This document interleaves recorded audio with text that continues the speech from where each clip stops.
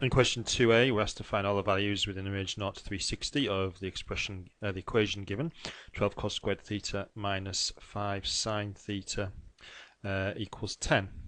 In this case, all we need to remember is our standard identity of sine squared theta plus cos squared theta is equal to 1. We know that we're going to have to convert this equation into terms of sine because of the 5 sine theta. So 12 cos squared theta will become 12 1 minus sine squared theta. Rearranging our identity, minus 5 sine theta is equal to 10. What we need to do now is expand out our bracket. 12 minus 12 sine squared theta minus 5 sine theta is equal to 10. And then we really need to get our sine squared coefficient positive, so we're going to add to both sides 12 sine squared theta. And a bit further rearrangement we can do there is add the 5 sine theta to both sides and take away 12 gives us a quadratic that we could possibly factorize.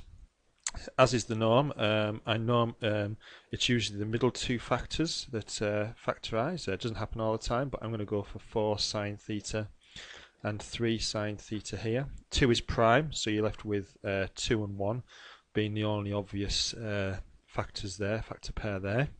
I want to make 5 sine theta, so I'm going to make this positive to generate 8 sine theta, and this negative to make minus 3 sine theta, which then makes the factorization work. We now know that we need to make it equal to 0, so sine theta could equal 1/4 in the first bracket, or it could equal minus 2/3 in the second bracket. Note in this case that both of those values work. Be aware that if it lies outside of 1 or minus 1, you know that we can discount 1. So examining sine theta equaling 1/4, what we should have here is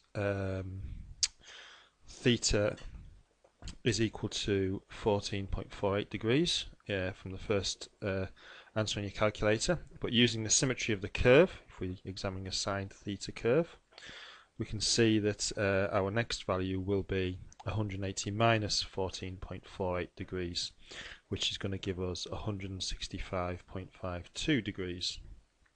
Our next value is minus 2/3, so again, substituting in our information to the calculator, we should generate a theta value of 221.81 degrees. And again, we know that our other value will come from removing 41.81 from 360, which should give us a value of 318.19. We remove 41.81 because that's the amount on from 180, 221.81 is, and that gives us our result from symmetry.